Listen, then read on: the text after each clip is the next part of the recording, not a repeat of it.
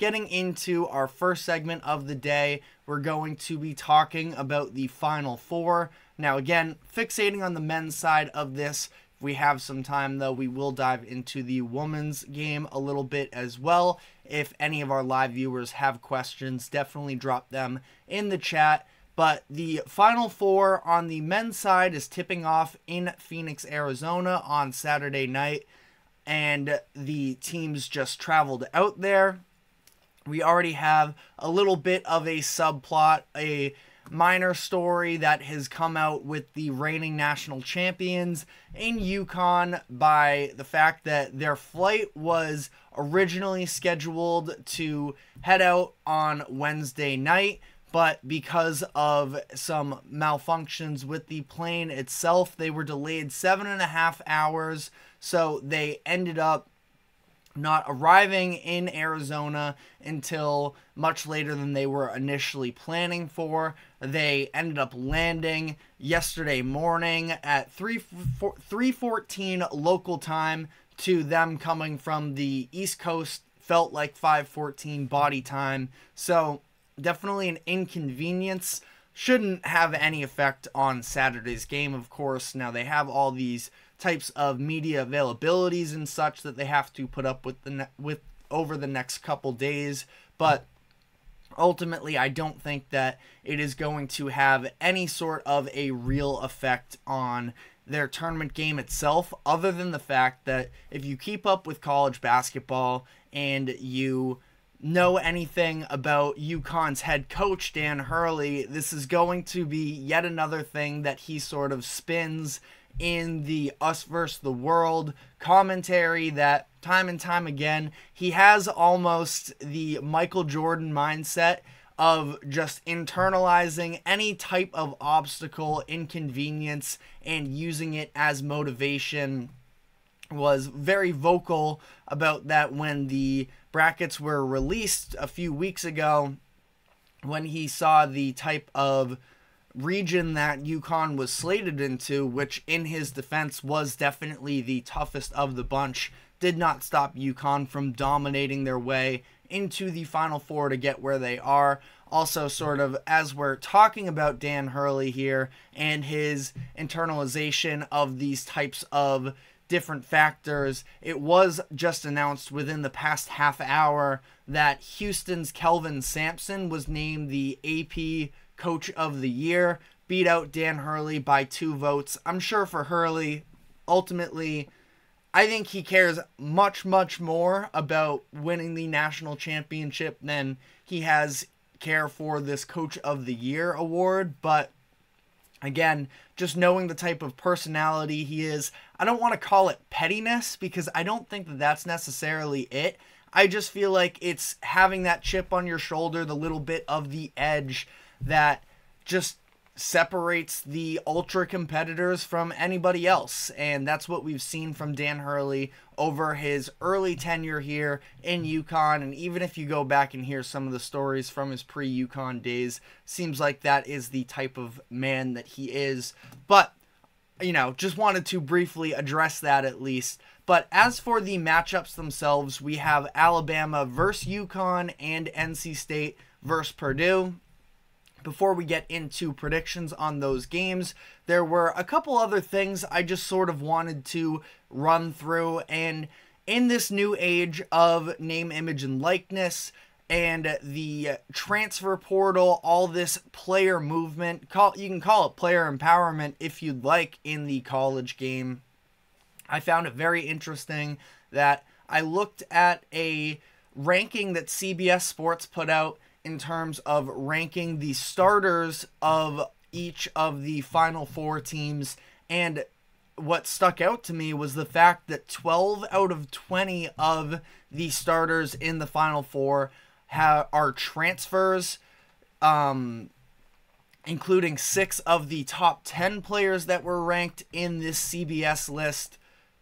Out of this group, it was notable that Purdue is the most homegrown program left. 4 out of their 5 starters were initially recruited to Purdue. Lance Jones is the only transfer in their starting lineup. And then if you want to look on the other side of the spectrum, I believe every single NC State starter is a transfer at some point. Fact check me if I'm wrong on that, but both of the DJs are. Mohamed Diarra is for sure. And then it comes down to the others in McConnell, but I'm pretty sure that every single one of them is a transfer, which, you know, is just something very notable in my eyes when you look at sort of what it takes to be a dominant program and, you know, even dominant, just to be a relevant program in today's college sports world. Really, this stretches not just basketball, but football as well. A lot of people point to the fact that if you want to make that sort of cross-sport reference, in that Clemson has sort of seen the level of success deteriorate over the past few years, and in large part it's due to the fact that Dabo Swinney is, you know, he doesn't really utilize the transfer portal like some of these other major programs do. He believes more so in the homegrown talent there. And again, you can debate it all you'd like. I'm just saying the results would tell you, as of late at least, that you do have to sort of take advantage of this transfer portal. And that's what the teams that have made it to this point have done so far. But one other quick trend that I wanted to hit on is, out of the 20 starters from the Final Four, only one of them is a freshman. This is something that I wouldn't say is necessarily a recent trend per se. We've known that a lot of the time, especially in the past decade or so, that it's really hard to strictly ride freshman talent all the way through this tournament, where it's the biggest possible stage.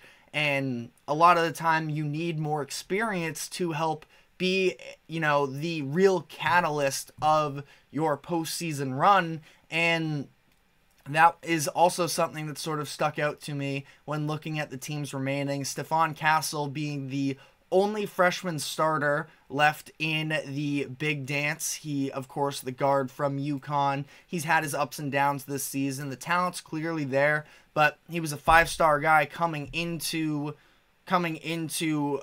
college, and, you know, to some degree he's lived up to that level of expectations. Again, inconsistencies have been a little bit detrimental at times, but I mean, who am I to say detrimental, because UConn has been the most dominant team in the country this season. So, you know, just some things that I thought were notable when looking at the overall pool that is remaining. And then I also just wanted to sort of look at the 4 teams remaining and look at what is the biggest individual team's storyline. And I do think it has to be Purdue and their redemption arc here. They were, of course, upset by Fairleigh Dickinson, the 16-seeded team that took them down in the round of 64 last year. It was Purdue's 3rd straight loss to a double-digit seeded team. They had been upset in the round of 64 2 of the last 3 years, and now they are back to the Final Four for the program's first time since 1980. They have, well, technically unofficial, but they are going to have the 2-time Naismith Player of the Year award winner in Zach Edey. He's just about a lock to get it this upcoming year as well. He's the reigning Naismith Player of the Year as well. So this turnaround here for Matt Painter and the Boilermakers to get back to this spot, everybody, including myself, I didn't think that they were necessarily, you know, round 1 eligible to be upset, but I didn't have necessarily the confidence levels that I did in UConn or Houston for that matter. And here they are in this position while Houston is at home. Just saying, Jamal Shead never got injured. Maybe a different story for the Cougars, but that is not the point. I think that you look at Purdue here and you have to give them tons of credit for being able to make it back to this spot. We heard Zach Edey talking about how there isn't a level of pressure or anything, but it was clear there was real pressure on Matt Painter, on Edey, to be able to pull this off. I mean, you think Edey's going to be headed to the NBA. Painter's going to be able to stick around in college basketball for a while still.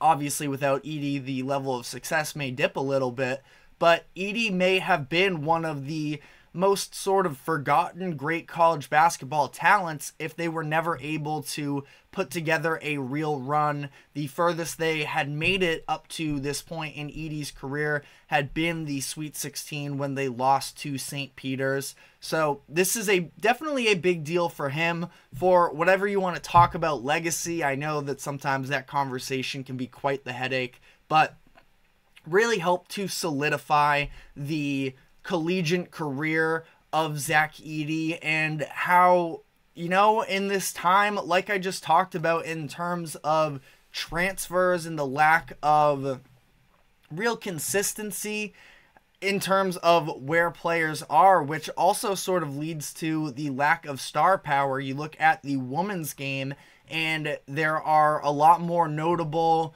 homegrown talents and a lot of bigger names.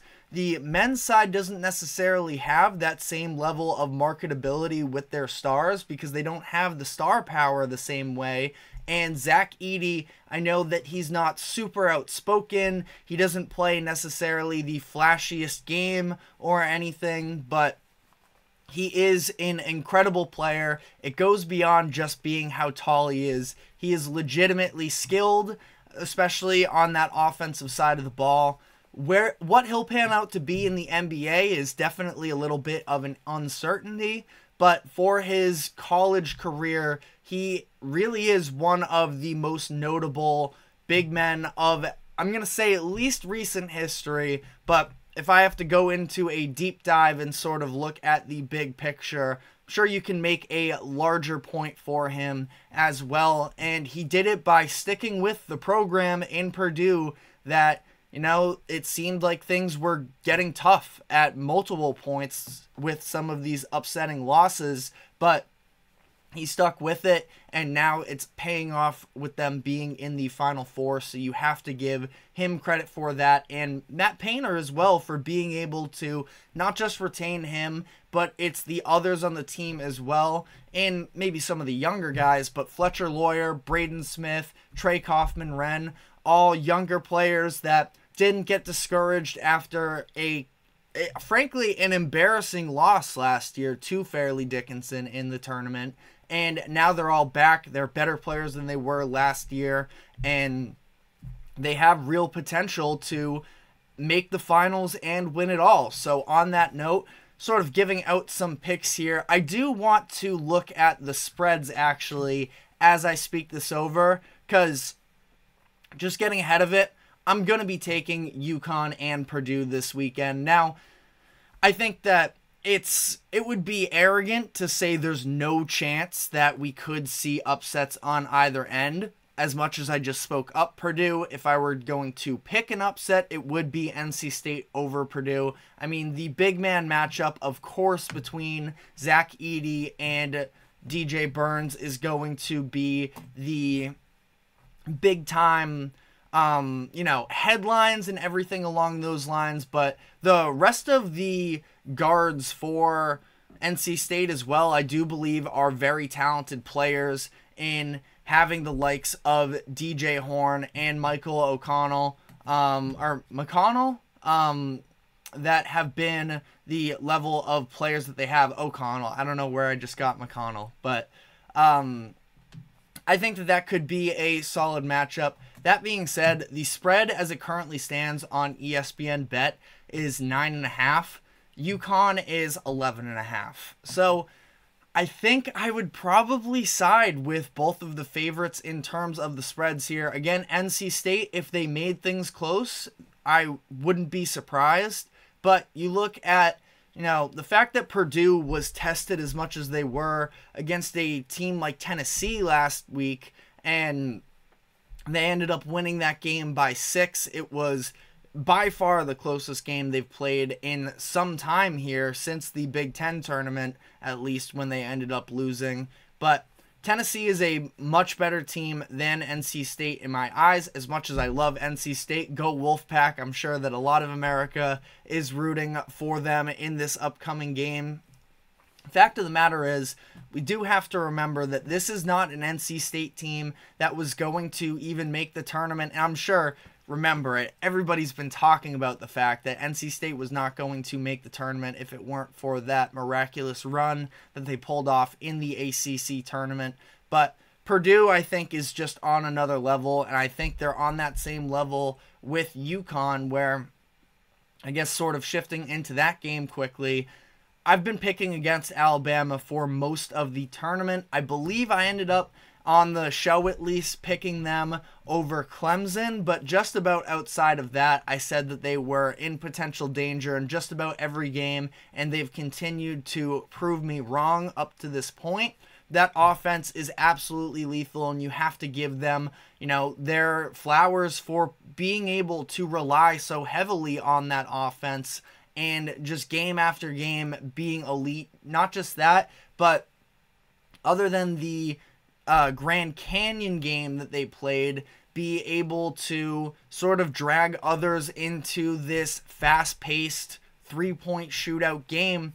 I think that UConn is too well coached, too disciplined, and too good on both sides of the floor to, really let Alabama dictate this game.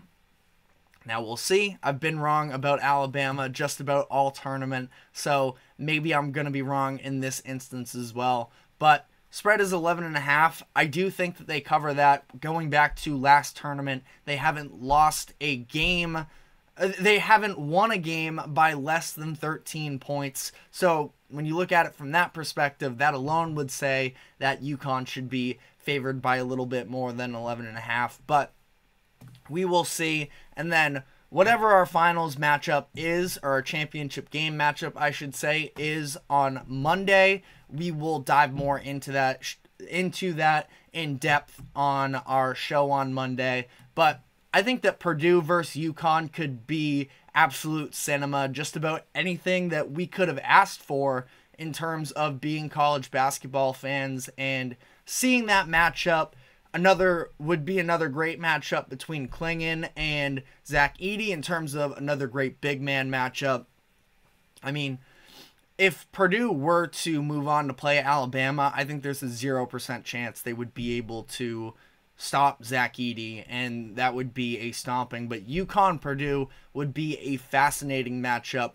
Again, it's been the two of them, along with Houston as well, all season long, and to have them be here in the biggest possible stage would be a gift to college basketball fans. So, hope everybody enjoys those games. If you're betting on the games, hope your bets hit. But on that note, we are going to be taking our first break of the show, and when we come back on the other side, we will be diving into the news about Bronny James. So stick with us, and we will be right back.